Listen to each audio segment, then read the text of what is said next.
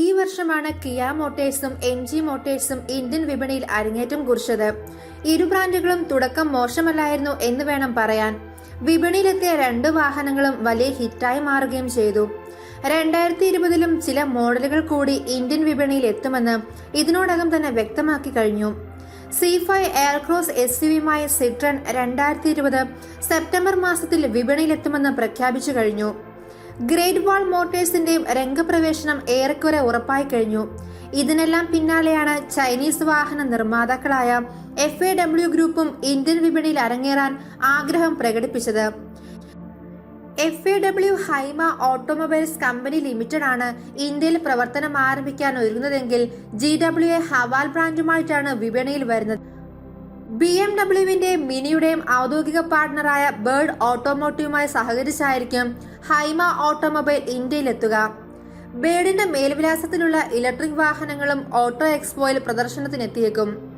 ഐഷാങ് 360 hatchback, E7 MPV, E5 SUV, E3 sedan എന്നിവയാണ് ഹൈമയുടെ electric നിരയിലുള്ള മോഡലുകൾ. ഇതിനു പുറമെ M3 sedan, M8 sedan, S5 Yong SUV, S5 SUV, S7 SUV, F7 MPV, 8S SUV, 7X MPV എന്നീ വാഹനങ്ങളും ഹൈമയിൽ നിന്ന് നിരത്തിലെത്തുന്നുണ്ട്. നിലവിൽ ഇന്ത്യൻ വിപണിയിലേക്ക് എത്തുന്നതിനു മുൻപുള്ള ചർച്ചകൾ കേന്ദ്ര സംസ്ഥാന സർക്കാരുമായി പൂർത്തിയായി കഴിഞ്ഞെന്നും കമ്പനി അറിയിച്ചു. മസ്തയുടെ വാഹനങ്ങൾ ചൈനയിൽ ഇറക്കുന്നതിനായി 1992 ഹൈനാൻ മസ്ത കമ്പനികൾ ചേർന്നാണ് ഹൈമ ഓട്ടോമൊബൈൽ സ്ഥാപിച്ചത്. 14 വർഷത്തെ കൂട്ടുകെട്ടിനു ശേഷം 2006 മസ്തയുടെ ഓഹരി FAW ഗ്രൂപ്പ് പിന്നീട് സ്വന്തമാക്കുകയാണ് ചെയ്തത്. കിയ MG മോട്ടോഴ്സ് വാഹനങ്ങൾക്ക് നൽകിയ വലിയ വരവേൽപ്പാണ് മിക്ക നിർമ്മാതാക്കളെയും ഇന്ത്യൻ വിപണി ചേക്കേറാൻ പ്രേരിപ്പിക്കുന്ന പ്രധാന കാരണം. ഈ മോഡലുകൾക്ക് പുറമെ വിപണിയിലെത്തുന്ന പ്രമുഖ നിർമ്മാതാക്കളാണ് സിട്രൺ.